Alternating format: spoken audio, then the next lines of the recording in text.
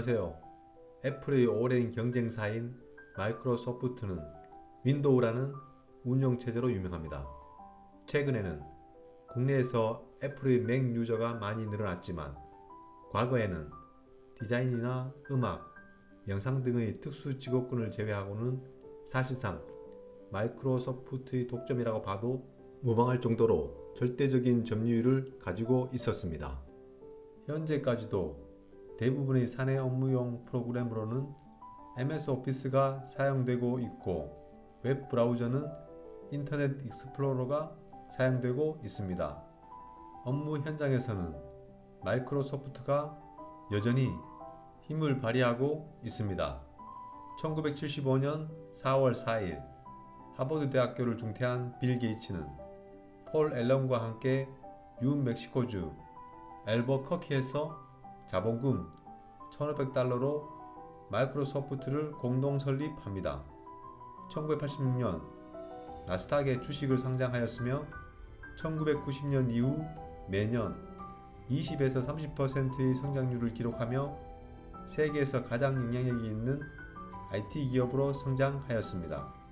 이후 2002년 빌 게이츠의 동창인 스티브 발머가 CEO를 이어받습니다. 이때부터 마이크로소프트의 고난이 시작됩니다.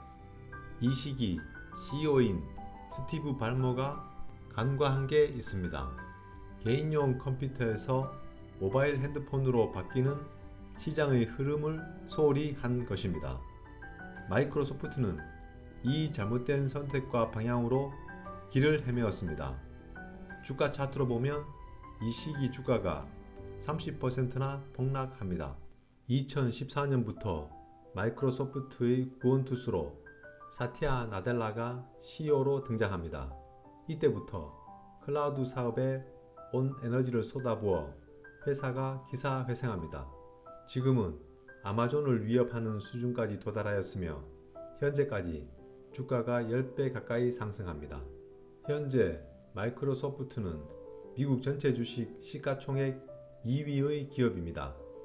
마이크로소프트는 2023년 1월 8일 기준 주가는 224.93달러, 하나로 약 29만원 정도 합니다.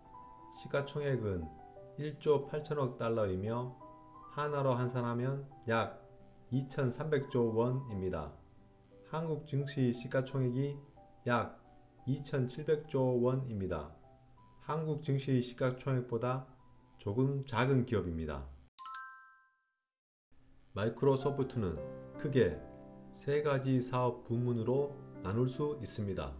첫 번째는 생산성 및 비즈니스 부문입니다. 여기에는 워드, 엑셀, 파워포인트 등의 마이크로소프트 365와 채팅, 화상회의, 업무 공유 등을 할 수 있는 프로그램 마이크로소프트 팀 등이 있습니다.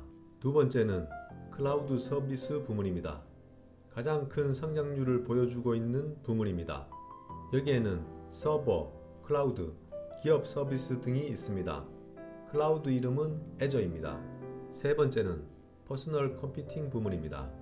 여기에는 윈도우, 서피스, 엑스박스 등이 있습니다. 윈도우는 마이크로소프트의 운영체제입니다. 서피스는 컴퓨터, 노트북과 같은 제품을 말합니다. 엑스박스는 게임기, 게임용 프로그램, 스트리밍 서비스, 온라인 서비스 등을 포괄하는 게이밍 플랫폼을 말합니다. 2022년 회계연도를 기준으로 생산성 및 비즈니스 부문 매출이 31.9%이고 클라우드 서비스 부문이 38.7%이며 퍼스널 컴퓨팅 부문이 29.4%입니다. 클라우드 서비스 부문의 매출액이 가장 크며 인공지능 클라우드 서비스 사업이 마이크로소프트의 매출을 주도하고 있습니다. 마이크로소프트는 2023년 1월 8일 기준 PER이 24.24이고 PBR이 9.66입니다. 배당 수익률은 1.13%입니다. PER과 PBR이 너무 높아 벤저민 그레엄이 말한 가치주와는 거리가 먼 종목처럼 보입니다. 이 같은 종목은 자산 가치보다 성장성에 주목해야 합니다. 마이크로소프트의 2022년 4분기 실적을 살펴보겠습니다. 미국의 회계 연도는 10월 1일 시작하여 다음해 9월 30일 마무리됩니다. 한국에서의 3분기가 미국에서는 4분기가 됩니다. 그러면 먼저 매출액부터 살펴보겠습니다. 2022년 4분기 매출액은 501억 달러입니다. 전년 동기 매출액인 453억 달러 대비 10.6% 증가했습니다. 다음은 영업이익입니다. 2022년 4분기 영업이익은 215억 달러입니다. 전년 동기 영업이익인 202억 달러 대비 6.44% 증가했습니다.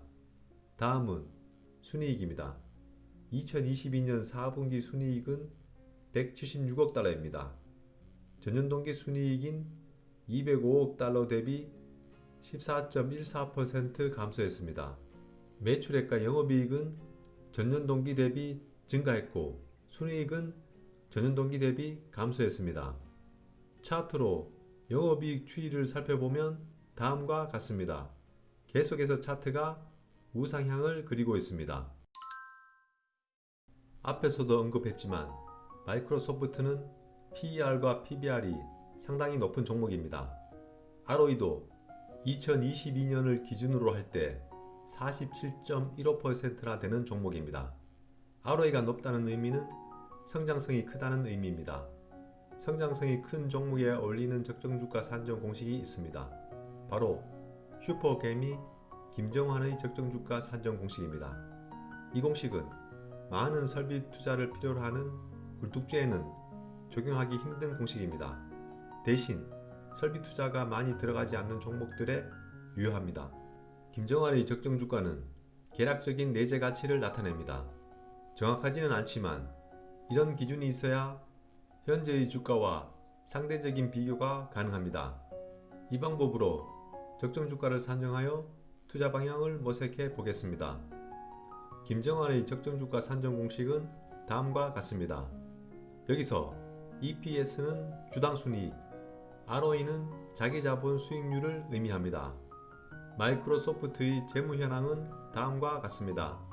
2022년의 ROE가 47.15%로 아주 높은 수치가 나왔습니다. 표에 나온 자료는 하나증권 리서치의 기업 분석 자료를 참고하였습니다. 이 자료를 근거로 적정주가를 산정하면 2022년 마이크로소프트의 적정주가는 455달러입니다. 2023년 1월 8일 현재 마이크로소프트 주가는 224.93달러입니다.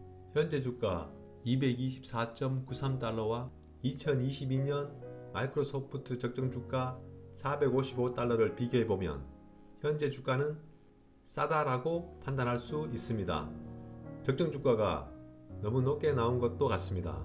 하지만 이런 계략적인 기준이 있어야 투자 방향을 설정할 수 있습니다. 안전마진은 230.07달러입니다. 상기 모델로 검토해 본 결과 현재 주가는 저평가되었다는 결론이 나옵니다.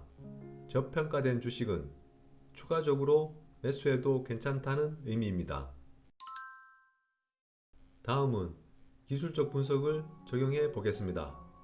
미국의 다우지수 월봉입니다.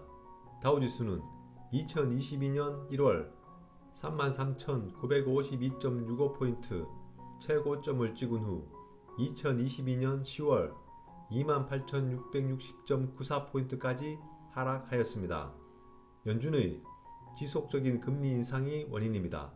현재는 고점 대비 16% 정도 하락한 후 반등을 시도하고 있습니다.